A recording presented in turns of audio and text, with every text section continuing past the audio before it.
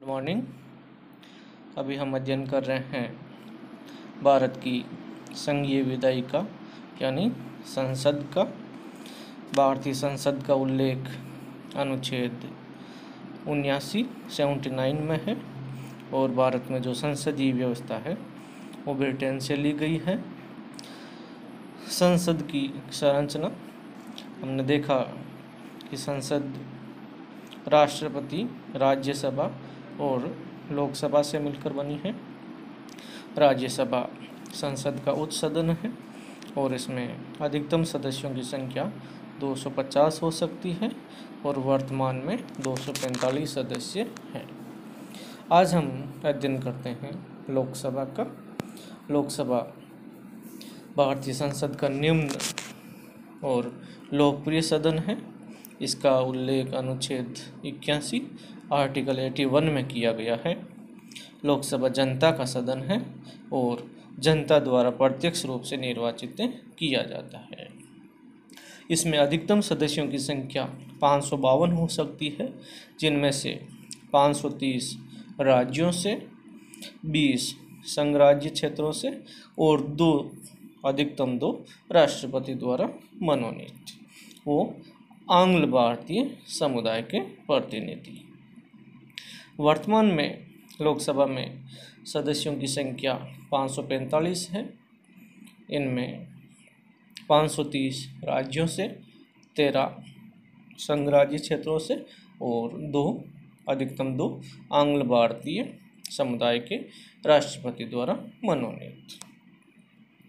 निर्वाचित सदस्यों की संख्या 543 और मनोनीत 2।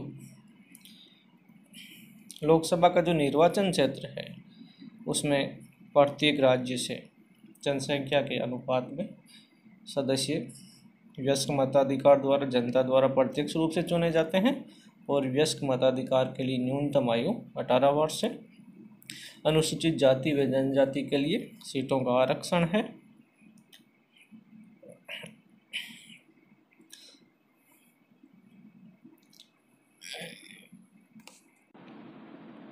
अनुच्छेद 81 कहता है कि जो प्रतिनिधित्व है उसमें 2 बातों का ध्यान रखना होगा, विभिन्न राज्यों के बीच और एक ही राज्य के विभिन्न राज्य क्षेत्रों के बीच।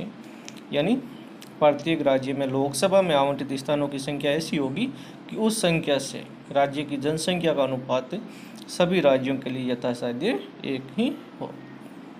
दूसरा, प्रत्येक राज्य को प्रादेशिक निर्वाचन क्षेत्रों में ऐसी रीति से विभाजित किया जाएगा कि प्रत्येक निर्वाचन क्षेत्र की जनसंख्या का उसको आवंटित स्थानों की संख्या से अनुपात समस्त राज्य में यथासाध्य एक ही हो। यानी एक ही राज्य में जो निर्वाचन क्षेत्र बनाए जाएंगे उनमें जनसंख्या का अनुपात लगभग एक समान होना चाहिए।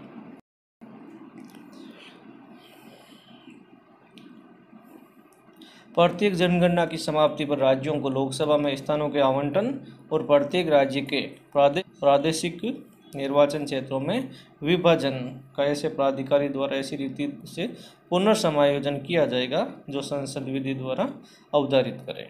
यह भी प्रावधान है कि जब तक 2026 के पश्चात की गई पहली जनगणना के सुसंगत आंकड़े प्रकाशित नहीं हो जाते, तब तक यह आवश्यक नहीं होगा कि सन 1971 की जनगणना के आधार पर पुनः समायोजन किया जाए और राज्य को लोकसभा के स्थानों का आवंटन हो। और सन 2001 की जनगणना के आधार पर किया जा सकने वाला प्रत्येक राज्य का प्रादेशिक निर्वाचन क्षेत्रों में विभाजन इस अनुच्छेद के अधीन पुनः समायोजित किया जाए। तो आज हमने भारत की लोकसभा का अध्ययन किया। हमने